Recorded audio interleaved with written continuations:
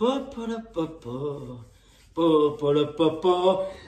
à tous supporters, supportrices du FC Lorient. Aujourd'hui une nouvelle vidéo sur la chaîne YouTube. Et aujourd'hui les amis, débriefing de ce match entre Lorient et le Stade Malherbe de Caen. Lorient s'est imposé 2-1 au stade Michel Dornano. Donc bien sûr on va venir de ce qui a été, de ce qui n'a pas été. Vous me dites, oui, pourquoi tu es en train de faire un débriefing alors que tu aurais dû être à Caen? Bien sûr, je vais vous expliquer mes amis, qu'est-ce qui s'est passé.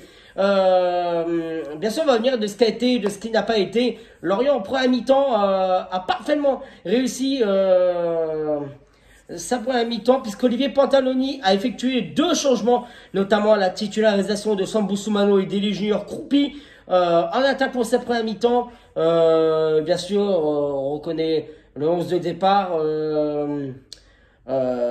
4 séries.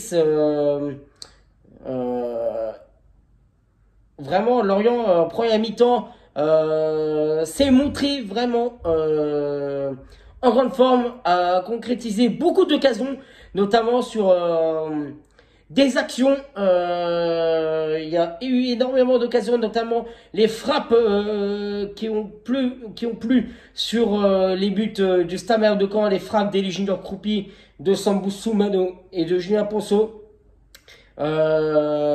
Voilà, on n'a pas abouti et Lorient va continuer à pousser, à se montrer des occasions. Et à la 17e minute, mauvaise relance de Julien Ponceau et Lorient à la 17e minute de jeu va se faire punir par le Stade Malherbe de Caen sur cette erreur de relance de Julien Ponceau. Et 1-0 pour le Stade Malherbe de Caen. Lorient ne se lâche pas, continue à se montrer agressif. Olivier Pantaloni donne ses consignes et elle a une demi-heure de jeu. L'égalisation lorientaise magnifique, joué 2 touches de balle et la passe décisive de Laurent Vergel pour Elie Junior Croupi. Elie Junior Croupi qui marque son 4e but de la saison. Lorient continue à se montrer des occasions, le Stade Malherbe de Caen aussi, et des petites erreurs quand même en défense qui nécessitent l'intervention d'Yvon Mvogo dans cette première mi-temps. Donc un partout à la mi-temps. Olivier Pantaloni demande à ses joueurs de se montrer beaucoup plus cohérents, beaucoup plus agressifs dans les duels.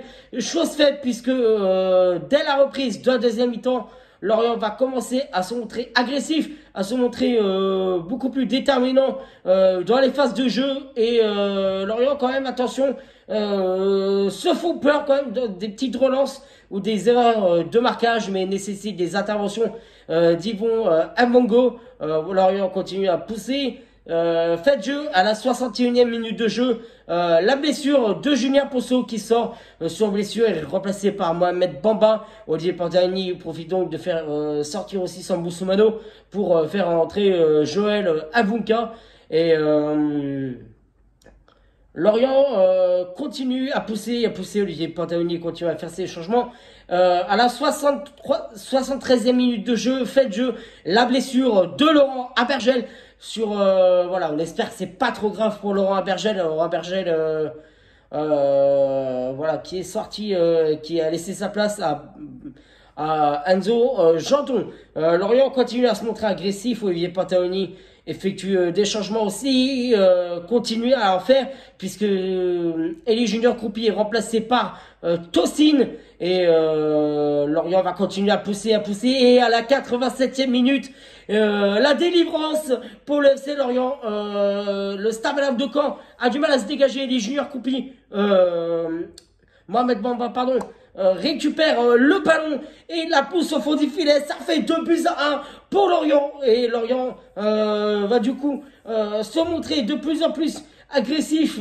Et Lorient va continuer à pousser malgré les interventions du gardien de Caen. Lorient s'impose 2-1. Que diable mes amis, qu'elle fait du bien cette victoire. Mes amis, vous me dites pourquoi je ne suis pas au Stade Malherbe de Caen. Et oui, tout simplement, mes amis, puisque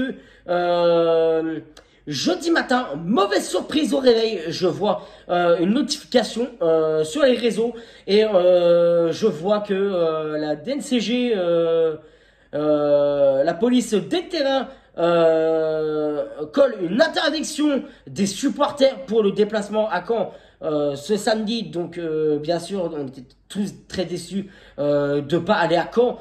C'est vrai que beaucoup de gens avaient payé leur déplacement et surprise, quand on découvre en allumant la télévision pour le voir le match, on voit des supporters. On voit les supporters dans le parcage visiteur. Alors, la surprise. Et on découvre ensemble que le préfet finalement a autorisé le déplacement des supporters,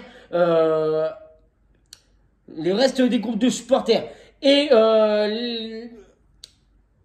nous n'avons pas été prévenus du coup de ce changement. La Ligue et le préfet ont autorisé ça 5 heures avant le match. Vous vous rendez compte, mes amis? 5 heures avant le match. On nous dit de ne pas mettre des supporters et finalement il y a des supporters. Donc j'espère que voilà, la direction du FC Lorient, Samuel, responsable des supporters, et le président Ferry vont nous donner de bonnes explications, parce que c'est inacceptable qu'on ne soyons pas été prévenus. Voilà, on a payé les déplacements. Voilà, nous serons remboursés, bien sûr. Mais voilà, on veut des explications. Et j'espère que le club va s'excuser, parce que c'est pas normal que nous n'avons pas été prévenus bien avant. Mes amis, c'est la fin de cette vidéo. Nous, on va se retrouver dans 15 jours pour la rencontre face à Annecy, match qui aura lieu le samedi à 20 h. D'ici là, c'était Giovanni. Prenez soin de vous. Tête haute et fière. Passez un bon week-end. Tête haute et fière. Allez, regarde arrière.